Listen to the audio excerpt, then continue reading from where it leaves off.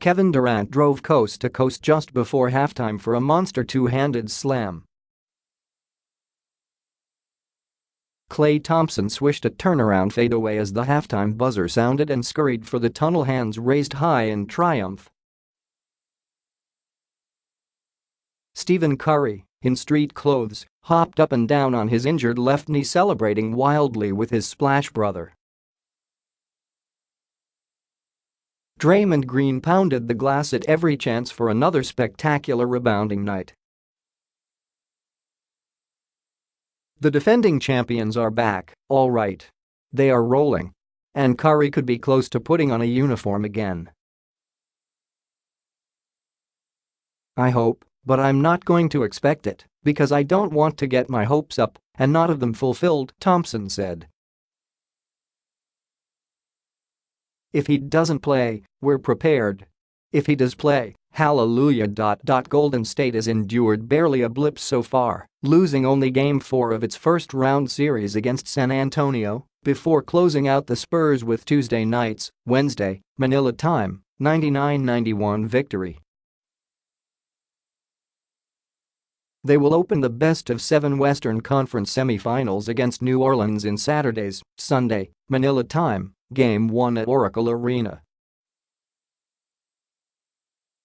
Former Warriors top assistant Alvin Gentry coaches the Pelicans. Well, fortunately, Alvin Gentry really doesn't know what he's doing, Coach Steve Kerr cracked.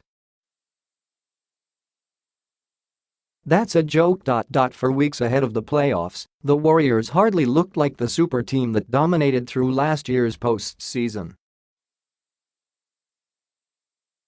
Yet Kerr and his players insisted all along they would find another level and groove when the stage got bigger in April, and they were spot on in those sentiments. The defense has been stellar. And the Warriors could be at full strength again soon, with Curry ready to lead the show once he's healthy from a sprained medial collateral ligament. The three other All-Stars and a cast of reliable role players have handled things beautifully without him. We're a championship team. We know what type of defense we need to play, Green said. I think throughout the regular season, you want to get there every night, but it's just not realistic, especially coming off a championship. Sure, Golden State might not make another remarkable, record-setting 16-1 run through the postseason again, but Kerr's pass-happy bunch sure looks to be back in top form going into the next round. And Green is leading the way by doing everything on both ends as usual. He grabbed a playoff career-high 19 rebounds in Game 5 after getting 18 his previous outing. We expect him to continue to play with this edge because when he does, and he's played with great emotion and passion, that's when he's at his best, Thompson said. Curry will be re-evaluated later this week as he continues to do more on-court work recovering from a sprained medial collateral ligament in his left knee. He got hurt March 23 on the very night he returned from a 6-game absence with his latest ankle injury.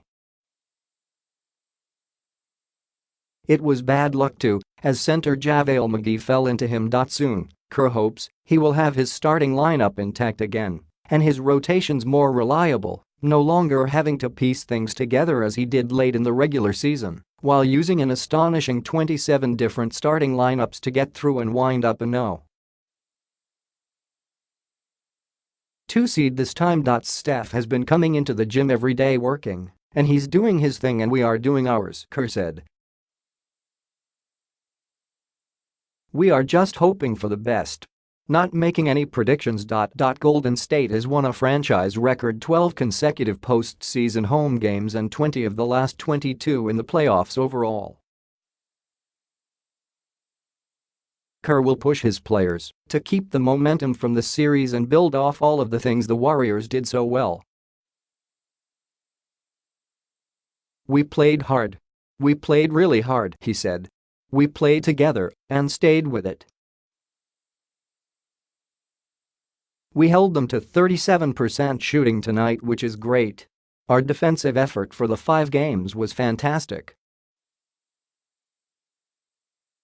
It's obviously going to get more difficult now as we go, so we've got to just keep going.